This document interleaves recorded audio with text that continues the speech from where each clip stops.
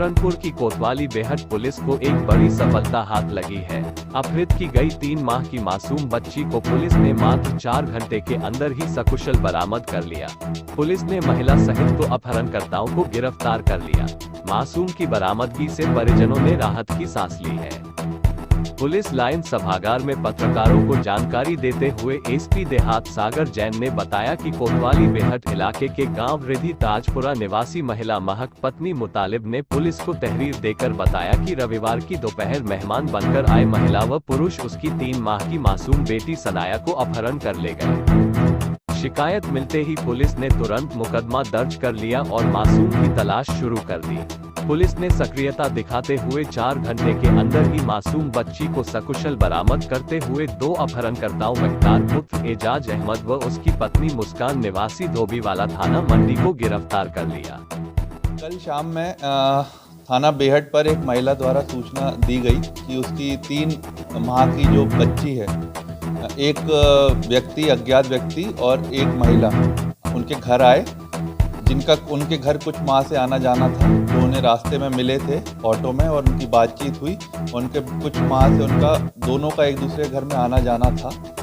वो उनकी बच्ची को बहाने से लेके चले गए हैं और उन्होंने अपना सभी मोबाइल स्विच ऑफ कर लिया है और वो अपने घर के पते पर भी नहीं है और उनका अपहरण कर लिया है मेरी बच्ची का। उन्होंने इसी सूचना दी। इस संबंध में तत्काल थाना बेहट पर मुकदमा पंजीकृत किया गया और इसके बाद 3 टीम्स का गठन किया गया और इलेक्ट्रॉनिक सर्विलांस की भी मदद ली गई, सीसीटीवी देखे गए और थाना बेहट पुलिस द्वारा कल 4 घंटे के अंदर 3 माह की जो बच्ची अपहृत हुई थी उसकी सकुशल उसे बरामद किया गया और उसकी जो है माता पिता को उसे सौंपा गया।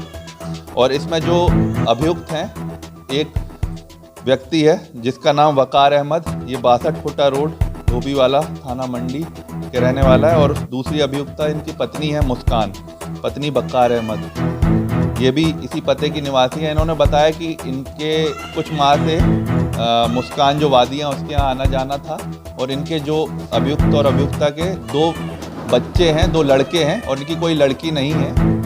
और इस संबंध में इनका जो है इन्होंने षड्यंत्र बचाया कि इनकी जो है बच्ची को अपहरण कर लिया जाए और इसको इन्होंने सुनियोजित तरीके से दोनों बच्ची को कुछ सामान दिलाने के लिए उसकी मां के साथ गए और वहां पर एक षड्यंत्र के तहत ये बच्चे को वहां से लेके चले गए और उसकी मां को बोला कि हम पैसे लेके अभी आपको एक जगह पे मिलेंगे और बच्ची को लेके वहां से फरार हो गए, मोबाइल भी स्विच ऑफ कर लिया। और जब ये पीड़िता जब उनके पुराने पते पर गई तो वहाँ पर ये ऑलरेडी कुछ दिनों पहले ही उस अपने मकान को खाली कर दिया था और कहीं रहने लगे थे और अपना दोनों मोबाइल भी स्विच ऑफ कर लिए।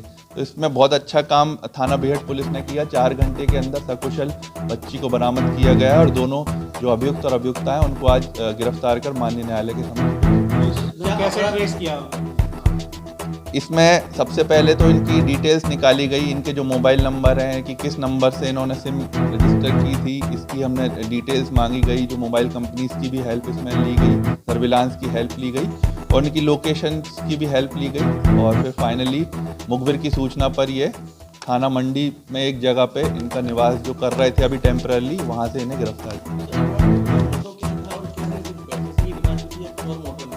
जी, उनसे पूछताछ में उन्होंने बताया कि उनके पास कोई लड़की नहीं थी और जो महिला है ये कुछ समय से इसकी प्लानिंग कर रही थी कि इसकी जो बच्ची है उसको हम लोग ले लेते हैं और ये उनकी एक तरह से बच्चा चोरी उन्होंने किया है उनके घर जाकर और उनके जो वादिया है उसको षड्यंत्र में रखकर, क्योंकि उसका पति उस समय बाहर था और मजदूरी के लिए हरियाणा गया था। ये घर में अपनी इनकी ननद थी और एक सास ससुर थे।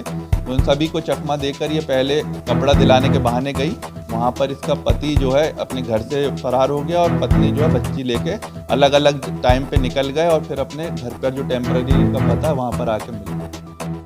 आगामी लोकसभा सामान्य निर्वाचन के लिए पोलिंग पार्टियों के लिए डिस्पैच सेंटर व मतगणना हेतु काउंटिंग सेंटर के रूप में सेंट्रल वेयर हाउस सहारनपुर के गोदाम प्रस्तावित है। सोमवार को जिलाधिकारी व जिला निर्वाचन अधिकारी डॉक्टर दिनेश चंद्र द्वारा सेंट्रल वेयर हाउस के गोदामों व प्रस्थान स्थल पर आग डेयरी के मैदान आदि का निरीक्षण किया गया।